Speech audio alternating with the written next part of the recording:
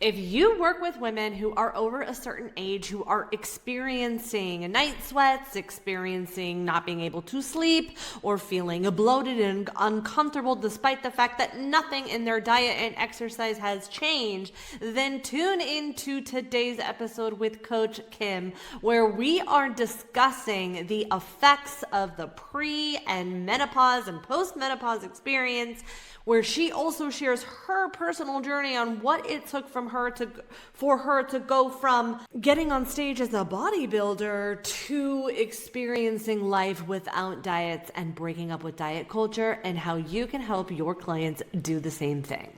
So without further ado, let's go ahead and roll that interview. What's up, Kim? Thanks so much for joining me on the show today. How are you? Good, good, good. How are you doing? I'm doing so good. I cannot wait to dive into this conversation. So, for those of you who have not been introduced to the pleasure of your work, can you share with us a little bit about who you are, who you serve, and how you got there? My name's Kim Jefferson, and I primarily work with women over 40. And I work with women who feel like their bodies gave them the finger. You know, they're doing all the right things.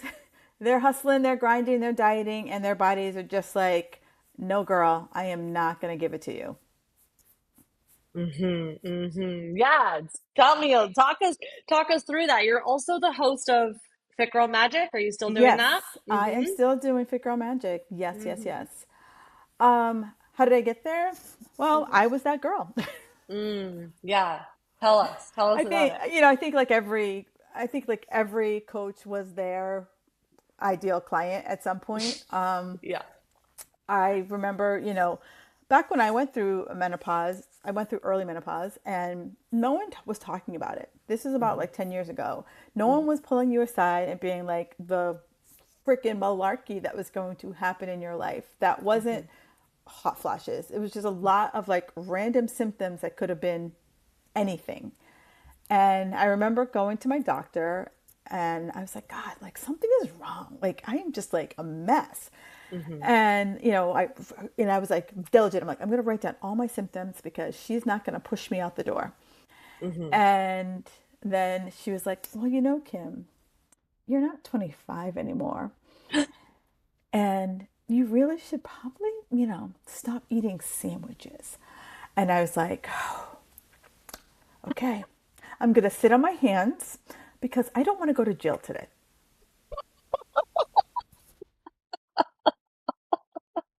Like, I was like, I came to you like literally, like, I was like, something is wrong with me.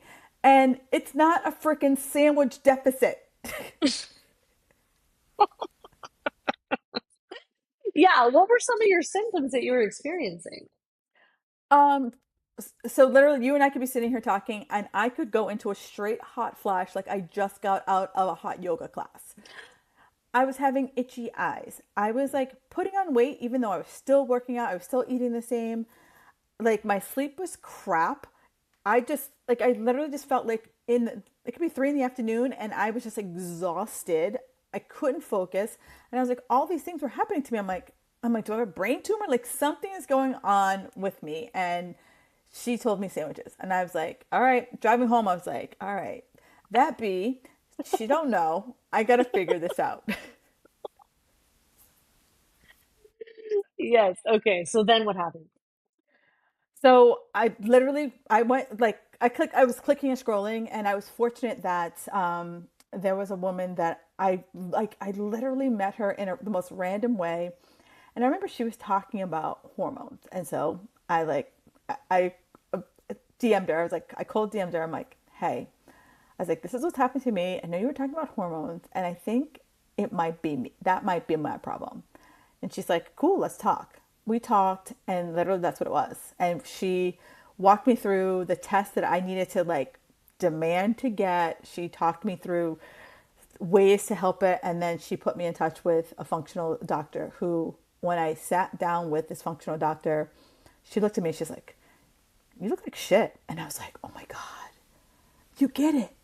Yeah. It's like, and if like most people, if like a doctor said you look like shit, you'd be like, oh my God, am I gonna die? I was like, oh my God, fine. Like Finally. I finally sat in front of someone who was like, you looked at me and you're like, something's not right here. Hmm. Okay, and then what? And so then what happened? So then you were like, okay. Now you, one of the things that you mentioned that I want to go back. You said that you were like gaining weight. So now, for those of you who don't know Kim, I've worked with Kim. I've known Kim for a long time.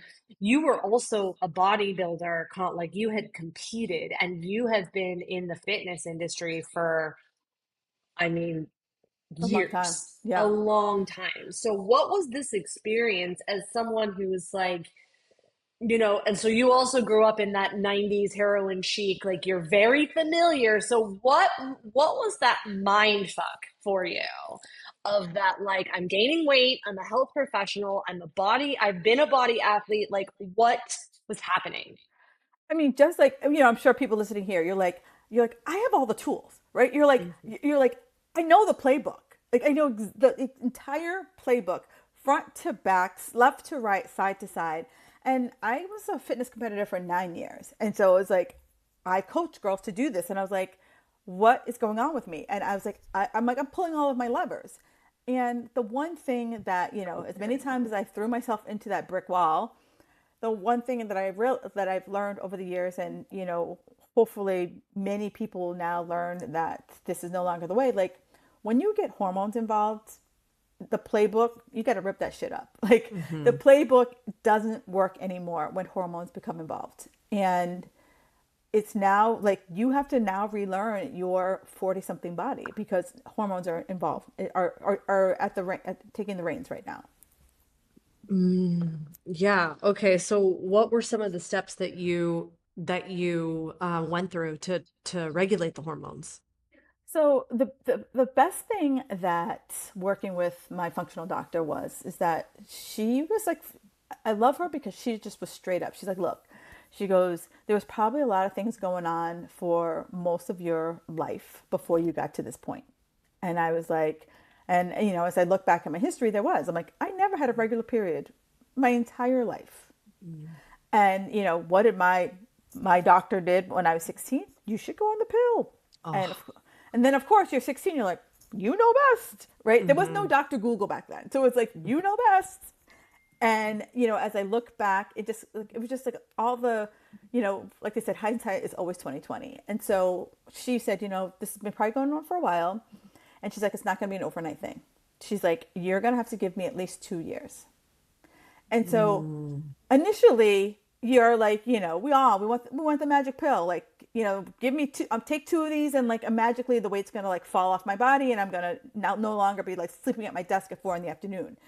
Hmm. And but that was the best thing she could have ever done. That she was like, look, we like here are the things I think what's going on with you, and we're just gonna literally like check the list off as we work our way through. And we're gonna start with the easiest things and kind of see if those easiest things help, break apart the harder things.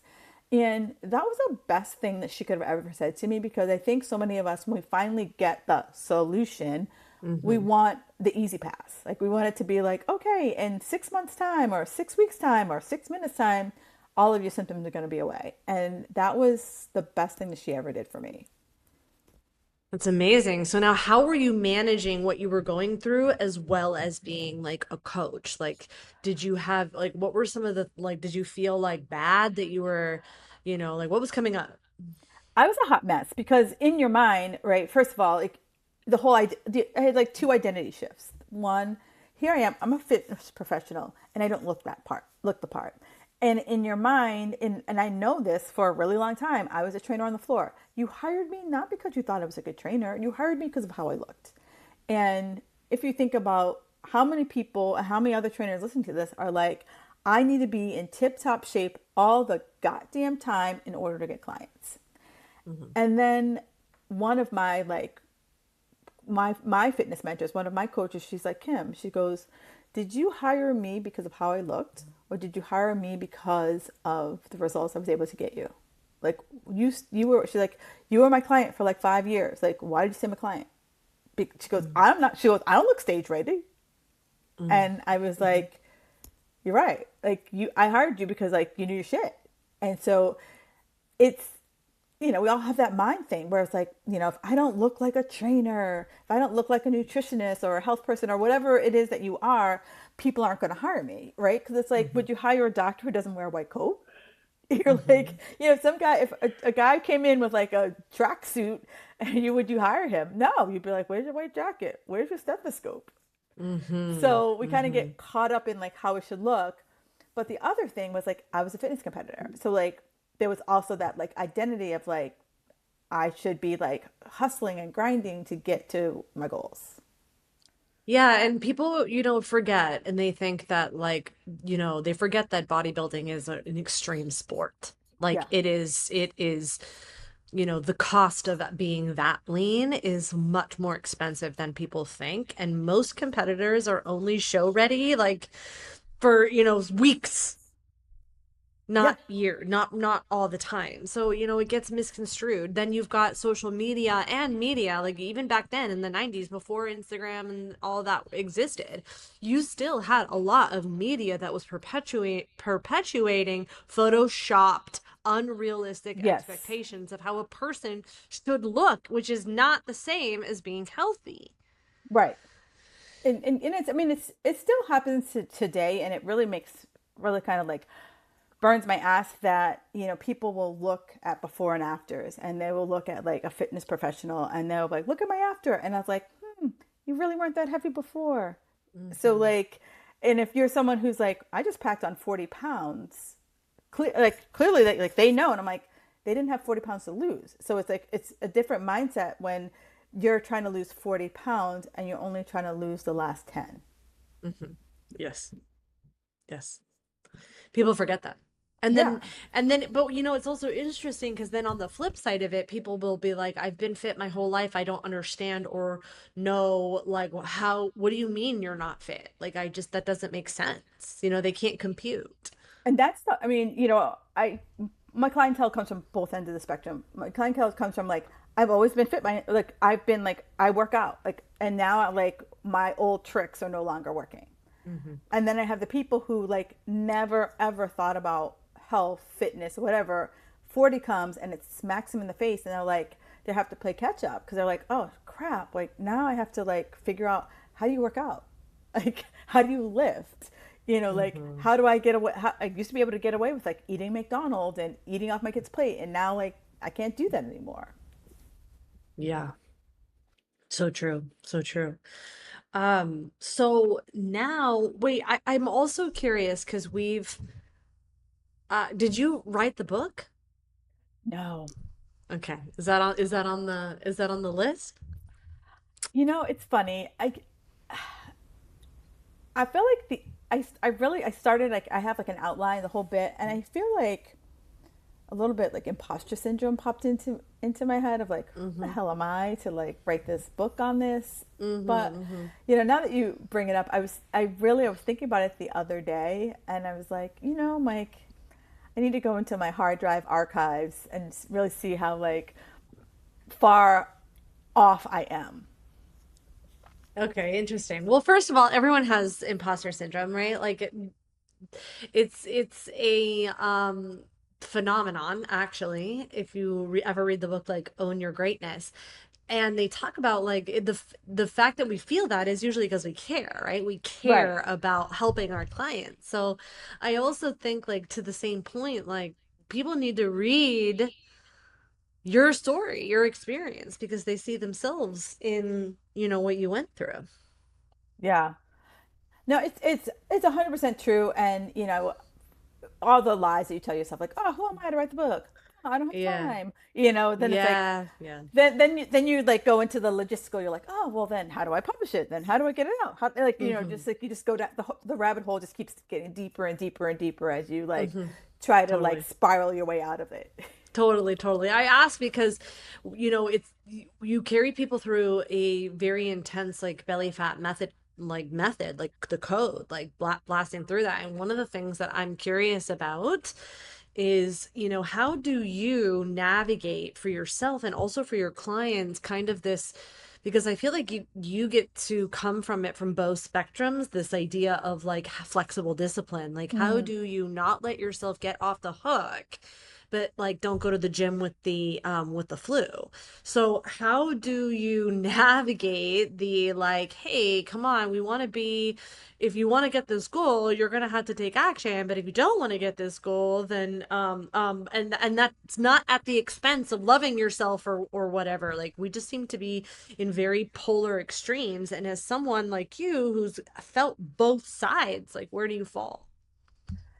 You know, it's funny because like you know how like you don't really like remember your origin story. Like Hmm. someone asks you like what's your origin story, and you're just like you might as Uh, well ask me if I want to be a cheetah or a zebra. Like I got nothing. And then I literally I sat and thought about it for like a really long time, and then it came to me that this is probably like 15 years ago. My husband and I went to New Zealand, and we went there for 30 days. And I told myself, I'm like, you know what? I've never gone away for 30 days. And I said, I'm going to a foreign country and I don't want to be the ugly American. I don't want to be the mm, person who like interrogates the wait staff about what's in my food. I don't want to be on vacation and waking up at 5 a.m. because I'm all going to be all discombobulated because of the time zone to figure out my workouts, to figure out like food. I'm like, I don't want to be like, I need to ship all this food to the hotels. I'm like, I don't want to be that person. And I mhm, asked myself, I'm like, all right, what could make me feel not crazy? Like, what could I do so that I'm not like ruminating in my head as we're like on this lifetime trip? And I mhm, came up with what I call my non-negotiables. And I was like, mhm, okay, what's something I can do that makes me feel that make me feel not crazy? So I came up with like, if I can work out at least 3 days a week, I'm like the way our travels work, I'm like, there's probably at least 3 days a week I can get in a workout. Then can I get as many steps as I possibly can because we were renting a car. We weren't renting a car. We were taking public transportation and so forth. And the last one, I was like, I go, it's Australia and New Zealand. Like, I could probably get a salad and I could probably get protein on it. Could I mhm, have do those three things and see how it goes? mhm. And I was like, all right, and I did it, and I stepped on the scale before I left just to be like as a little measure, and then I came home and I stepped on the scale and I was only up 2 pounds. And I guarantee you, those 2 pounds with the fact that I had flown across the international date line on Mhm. a Mhm. 20-hour flight, and it was probably water and sorry guys, poop. Yeah. Okay. And you're like, wait, I did it. Right. I went 30 days and it was just like, it was an experiment because it's like, if it didn't work, if I came home 400 pounds, I would have been like, well, that didn't work. And I would have figured something out. And that was kind of like the first thought to my health self was like, okay, so I don't have to work out 6 days a week. Hmm. And I don't have to like make myself crazy on vacation to enjoy my vacation. Hmm. And so I tell that story to my clients. I tell that story to you guys because I don't think we experiment enough. I think, I don't know this rule book that we all been handed. And, no one knows who wrote it. No one knows if it's really true, but we follow it like it's Moses came down with the tablets on these rules that we have. And I think for many women, I want to teach them to experiment, right? Because it's like, Bruce Lee. I remember the first time I heard Alan Cosgrove speak, and he talks about it. And he talks about Bruce Hmm. Lee all the time, and he says, "Take what you need, leave the rest." Right. So we Hmm. all have to like. There's every diet works, right, until it doesn't. And it's Hmm. like take what you need. If a piece of Whole30 works, take that. If a piece of keto works, take that. But and then string it together for what it works for you versus like trying to mold you into like whatever diet is that you think you should be following. Yeah. So now what okay, great. So now I'm curious, like for your clients, when you're like, how many of them, want a program jump or like take a little bit of this and take a little bit of that? How do you navigate between like what's working and then what is like, hey, I got to, stick to the protocol? So, the one thing that most people think is like they're always kind of blown away. And I was like, I always ask the question, and I was like, what is the one thing that like you're gonna pry this out of my cold dead hands? So it's like, it's like maybe it's like don't take away my like Friday night date night, right? Like my Hmm. Friday night pizza with my family, whatever it is, like out of my cold dead hand, that's not going away. Great, let's work around that, right? So then it's also like, what's one food that you feel like you should be eating, but you absolutely hate it. And I'm giving you permission to just no longer eat it. And one girl was like, I eat a salad and I hate salad. Done. Like gone. So it's like showing them like it's permission to have that life that you want. So if it is Friday night pizza with your family, let's keep that in, but let's find other ways throughout the week. And if it's like you're eating like oatmeal every morning and you freaking hate oatmeal, let's not eat oatmeal anymore. If you hate salads, let's not ever have a salad again. And find there are other ways that we can make it work. So the protocol is more like I want to work with you versus like you feeling like you always have to check all of these boxes. And if you're not checking the boxes, we're going to have a conversation because it's like clearly you're doing something that you either don't or you're trying to do the 47-step protocol and you're not ready. Yeah, okay. So how, why would you say like that happens to clients in terms of like it's the all or nothing and always never? Yeah. I mean, you've been in the fitness space for a long time. So like every let's go through in Barnes and Noble, there's 500 diet books. And then in the protocol, it's like, here's all, this is what you have to do. If you're going to be successful, here are the 10 things. And if you don't do them every damn day, You're done. you're done. You're not going to get results. So we grew up in diet culture. Like women over 40, we were like the test dummies for diets, right? So we like would open up Shape magazine. We would open up Men's and Fitness, and there would be the diet of the week, and you had to follow it to the T. And so I think we've just been programmed that if we got to follow the rules. Rules keep us happy. Rules keep us safe. Where I'm telling women, like, let's break the rule, right? I want you to keep what you like. But if you are struggling right now, I'm not going to give you 10 steps because I've seen it. I've been coaching for over 15 years. And I used to be that coach, like, here are your rules, do this or die. And then I found that like women drown. Right? I don't know what's going on in your life. Like, I don't know if you're sitting on a baseball field, 10 hours a day, carting your kid to every freaking sport or dance recital. Like, you're a mom, you're like the Uber for your kids. And you sign them up for stuff and you're like, oh crap, I forgot I got to drive them there. Right? So, Yes. and so I now give my clients permission. Like my client Betty, both her kids are like elite softball athletes, a sport that has 0 time limits. And so she's sitting on a softball field and she's like, well, I wanted to work out, but the game went into extra innings, or like it took us longer to get to the field than we thought, or practice didn't start on time. And I was like, Betty, I'm like, right now your life is softball. Why don't you just focus on sleep right now? Just focus on sleep. I know you feel like you have to do everything. I go, but right now, can you? Like you told me you can't work out. You told me that you're struggling with food. I'm going to just tell you to go to bed. I'm going to tell you to focus on sleep. And do that for 30 days and then call me back. And she did it for 30 days and she's like, okay, Kim, she says, I have more patience. She's like, I'm no longer like feeling like I'm like wired and tired, and I haven't been like nibbling all over the place because I've been focusing in on my sleep. And that right there was just her one little like, oh, okay, like I can just do one thing and it will make, is it going to fix all of my challenges? No, but it definitely makes me feel a lot better about something. And when I'm out of this softball season, we're going to focus on something else.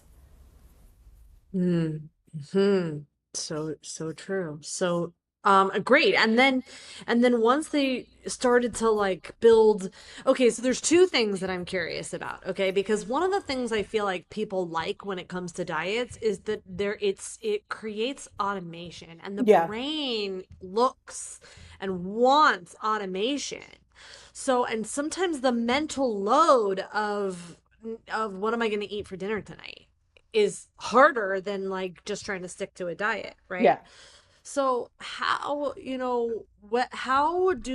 the process that you carry your women through to help them, create an automation that works for them so that they can stay consistent without, because there's also going to be an element of like, nothing changes if nothing changes. So you're going to have to like make change, and that doesn't always mean it's going to be comfortable. Right. So how do you help them navigate that?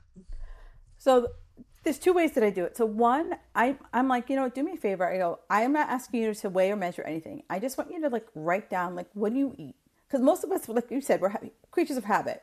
Like we eat this, we typically eat the same thing for breakfast. We typically eat the same thing for lunch. We typically eat the same thing for dinner. I'm like, write that down. I'm like, because what we're doing is just starting to create a menu. And then it's like, write it down and let's like look at what we're actually eating. Because 9 times out of 10, women who come to me, they are eating very healthy. And it might just be a matter of, okay, I want you to weigh your protein just to see how much it is. And it's like, okay, so it's like now we have 5 days or 7 days of like, this is what I ate for 7 days. Okay, do you normally eat that? Is there something in here we can make a simple switch? Like, so say if you had like oatmeal, you had strawberries on it this week. How about we do blueberries next week? Or blackberries or mixed berries or bananas, right? So that way, like, we threw something new into the mix, but you still kept with oatmeal. And it's like, you know, for dinner, it's like, maybe you always eat the same three proteins. Like you always have like a salmon, ground turkey, taco night. But it's like, we still want to keep you eating the regular foods, but we're always just making like little tweaks like, oh, there's not a vegetable in this meal. Let's throw a vegetable in here. Or, you know what, your protein looks like you only have about 3 ounces. Can we bump it up to 4 to 5? So that it's not, I don't try to like radically change you. I want you to eat the same things, but we make like little tweaks that, and most of the women that I see, they don't even have vegetables or fruit. Oh, really? Really? I thought it would be protein, so it's they don't have enough veggies. Most people will eat protein, but it's like, you know, maybe it's like they have 3 ounces where I'm like, can you bump it up 2 more ounces? But it's like, I look and I'm like, they'll have like, say like, they'll have like a protein and a starch and not have a vegetable or no fruit, or they'll only have fruit like in their breakfast and no other time during the day. So what do you want them to eat? Like, and then how do you build them up? So ideally, the biggest thing I always tell women, no one ever got fat eating too much chicken, right? So it's like, no one said, oh my God, I lost my crap eating too much protein. No one ever said that to me. And fiber, you know, especially over 40, the biggest thing that we need is fiber. So, you know, fibrous vegetables, beans, are huge and, you know, not a metamucil problem. It is more of a getting more of the whole grains and foods in your system. You know, that's where I really focus for most of them, because I know that when you have enough protein, enough fiber, you feel full. And then how do we kind of like figure out all the other things that you like to have in your life? It's usually where I start most people. So I will never give you a meal plan, because I know that if you handed me a meal plan, I always find a way to cheat on it. But if you're already eating stuff, I'm going to find a way to like enhance what you're already eating. Now I know you said beans, but what are some of your other favorite fiber sources? Fiber sources, it's so funny. Like I feel like I always talk about fibrous vegetables. So it's always like, okay, all right, let's start. Broccoli, Brussels sprouts, cauliflower, all the squash, minus zucchini and green and yellow squash, but like acorn squash, butternut squash, like all the various squashes that are coming up, like more like the fall squashes that you see. Ooh, they're coming. Yeah, the fall squashes. But yeah, pretty much everyone likes broccoli. Everyone likes green beans. You know, they're all they're all nice fibrous veggies. Okay, I love it. You know, what about um what about FODMAPs, right? Like, You know, this is I do believe there's gut health issues. I believe there's inflammation. I believe all of that. But I'm of the school. It's like, let's fix your house yes. before we get it. Like, everyone wants to build the specialty room, right? But if I have a crap foundation, I don't care if you have a theater room. Your foundation's falling apart. Your roof's falling apart. Let's figure out the frame of your house, and then we can get into the specialty rooms. And, you know, I always say, like, if I eat, say, dairy and I immediately blow up, yeah, we're going to pull that out right now. But I'm like, I don't want people to get caught up in the, like, FODMAPs and the Mediterranean diet and all that. I'm like, let's just focus on what you're eating right now so that we don't get overwhelmed and get out of your head. What are some of the biggest ahas that people notice when they're working with you that they thought that they knew already, but then realized that they didn't? Yeah, I think the biggest ahas is that I just give people permission to like eat. So, one of my clients, her daughter was introducing her to her new potential fiance, Mm, and they were going to meet there was like that, the parent meet, hmm and she hmm said, you know what? She goes, I went to that event, and she goes, and I didn't ask for water once. She's like, I went in and I knew what the night was going to bring. And I was able to like go in there and just not be the dieter. And she goes, that gave me the biggest confident boost in my entire life. And she's been someone she's 60 something years old and been a serial dieter since her teens. And she's like, that was like freeing to just be able to go to a meal and not overthink, like, what are they serving? What am I going to eat? Like, how am I hmm going to be like, eat it, but not eat it? Like, so it was just, those are the things that give me the biggest joy, that, you can go on vacation or go to a night like that and not be in your head about food. hmm Um,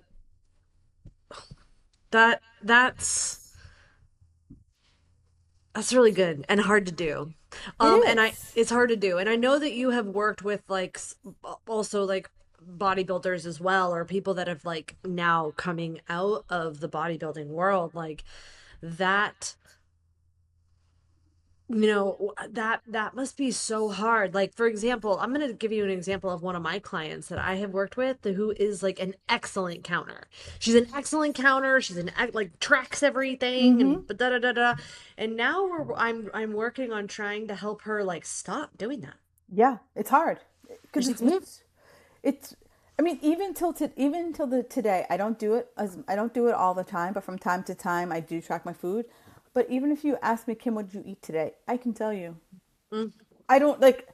It's just because it's like it's part of what you do. It's kind of like, I think your husband's a cop, right? mm-hmm. Just think of the random things that your husband does. Like, he probably like looks at the room in a different way than you and I look at the room when we walk in, For and sure, for and sure. it's just like he probably is like, oh yeah, you didn't see the guy in the corner wearing the blah blah blah, and you're like, there was a guy in the corner. Yeah, or he's like, "Oh, did you hear this? Blah blah blah." Be like, "No, no, I didn't. They were talking." Right. And you're just like, or he like reads license plates when he drives. We don't like, it's just like, it's become so ingrained in me that it's like, I know what I eat. And it's like, I eat I pretty much eat in the same kind of rhythm. Mm-hmm. And it's really hard because it's just like, it took us a long time to get to this point, and to pull us out. It, like, it's safety for us, right? It's my identity. Mm-hmm. Like, if Mm-hmm. I don't know what I put in my mouth, like, did I put it in my mouth? Mm-hmm. Mm-hmm. Mm-hmm. Yeah, and it's like navigating that fear of like, oh my gosh, am I gonna gain it all back? Like you were talking about in the vacation of like, okay, but Right. I didn't really gain weight. I had, water, but but that like that fear of like, okay, you got to do it, and then like do it anyway. Yeah, and I mean, it's so for that client, I'm like, I do have those. I'm like, all right, so if you want to track, I want you to just track the protein. Like, just give her like one little thing, so that it doesn't feel like everything. It's like, great, just track your protein, see how that goes. Mm-hmm. Mm-hmm. And for a lot of people who are like, oh, like, Kim, writing down my meals for 7 days, that seems like a lot. And I'm like, just give me like breakfast, right? Like, Mm-hmm. give me one meal. Like, pick a meal that just feels easy for you to remember, even if it's just dinner. Like, because you're sitting down at home, probably. Just write down Mm-hmm. dinner, because that'll help us just create a rhythm, at least with one meal, right? Because Mm-hmm.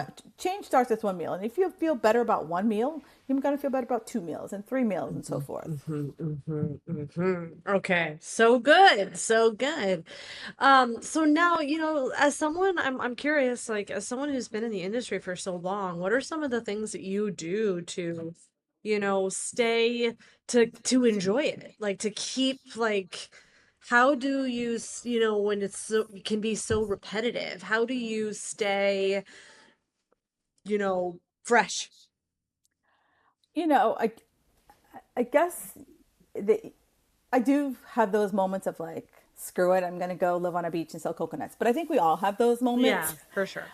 But I think for me, some of the things, one, my podcast, I get to talk to a lot of different people and I get to Mm-hmm. hear like different perspectives about fitness and different angles of fitness. Mm-hmm. So I think the one thing that keeps me really excited is that like health is always changing, right? You know, it's like every, I don't know, every 6 months, something new comes out that you're like, ah, all right, Mm-hmm. how is Mm-hmm. that going to work? How is that going to impact, especially in the like the perimenopause, menopause space? There's a lot going on now with all the various drugs that are out there and peptides and so forth.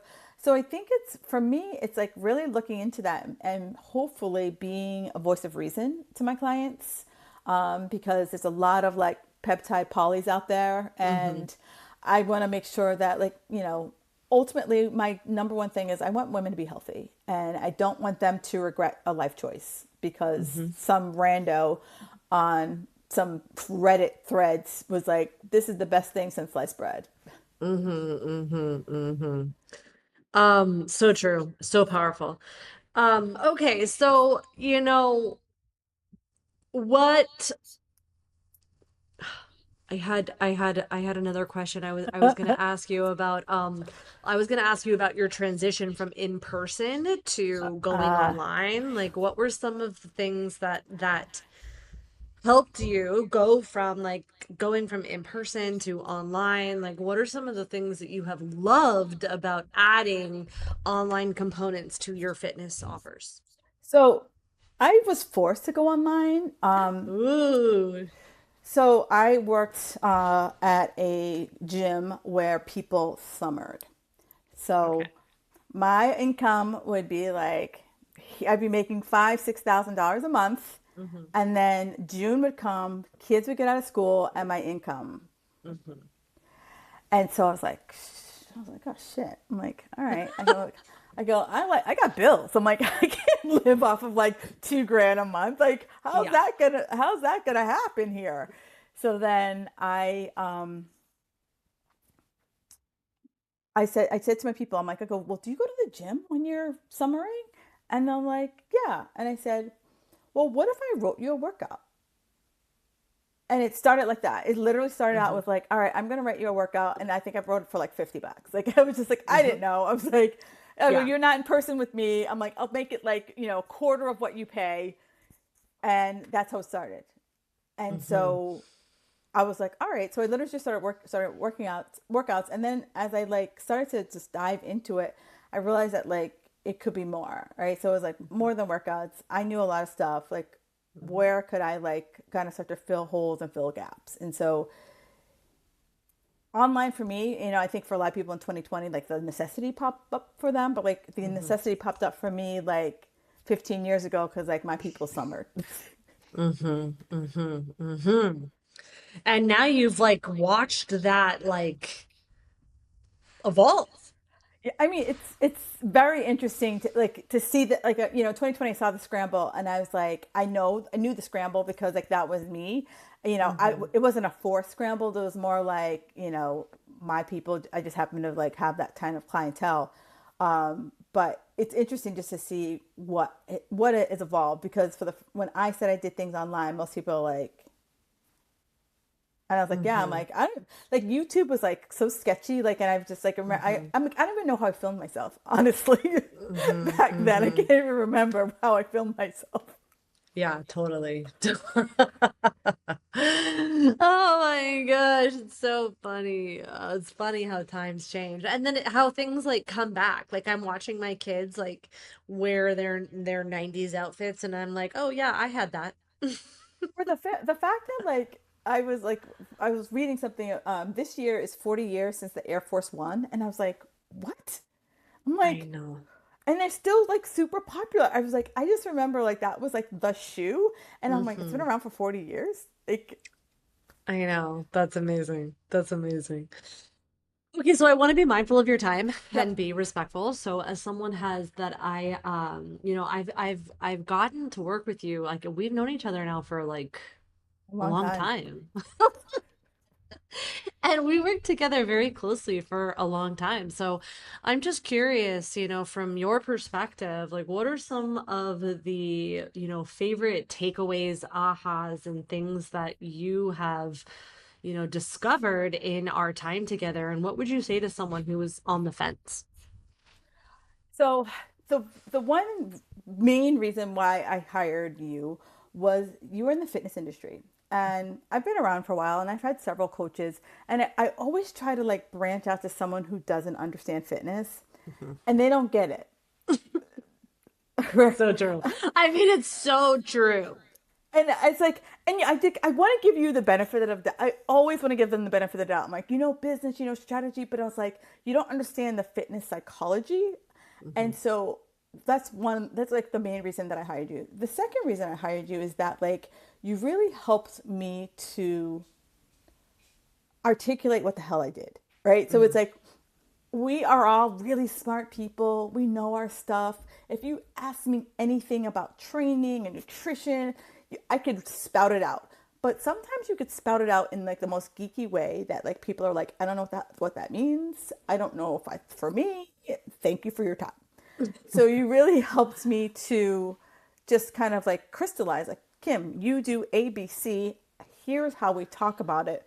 But also how do you talk about it in a way that doesn't make it seem like you're preachy, right? Because it's Mm. like we've all seen those preachy fitness people and who wants to buy from a preachy person? No one. But how do I talk to you like I've been in your shoes? How do I talk to you like when you come to work with me, it's a safe space? That, this is a different experience than trainer Tommy and Patty, Patty physical therapist. How are you different from the field? I mean, there's a zillion of us now. Those are kind words. And I think, and I've said this a lot, and I think it's really important, and I'll keep saying it, is that, dentists don't clean their own teeth. They don't. So, and I think that all coaches need coaches. And I remember too, like when I was a fitness manager, I remember, and people joke about this, but like I get it. I know why fitness managers become like get out of shape is because they're spending so much time not only in the business of other people's business, but they're also likely coaching clients still. And then it's just very easy to continuously put yourself last. And I Absolutely. think it wasn't until I became a fitness manager that I actually hired a trainer because I needed somebody to take that mental load off of my brain to like do my workouts and programming for me and then force me to get up out of that chair. Oh yeah, and I always tell people, I still teach a couple days in person, and I'm like, there are people who need the appointment. There are always going to Hmm. be the people who need the appointment that need that, like, if I don't show up, Kim's going to call me. If you know, Yeah. and I know, and there are people, and then there are people who are like self-directed that it's like I could email them the workout, and I know Beverly's going to do it. Like Hmm. Beverly's just Hmm. like, I just need a menu. Like, tell me what Hmm. to do, and I'll do it. If not, you walk in the gym and you're like, oh, beautiful, and I'm just gonna hop on here for a little bit and hop on there for a little bit. But right, I agree. Coaches need coaches. I still have someone who I work with, and she puts up with me. God love her. Um, but we all need that sounding board, and that was one of the big things for like I have all these great ideas, and then I would sit down with you and you'd be like, who's gonna pay for that? Or like, cool, like now how do we like make this from a lump of clay?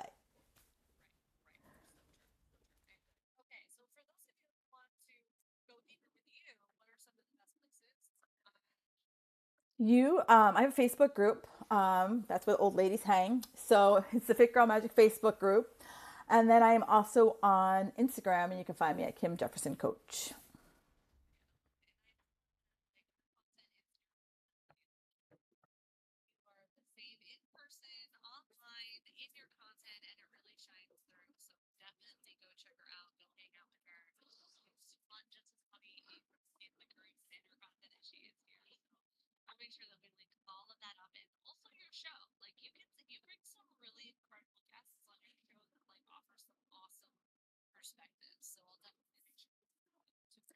Yeah. Oh, yeah. I totally forgot about my podcast, Fit Girl Magic.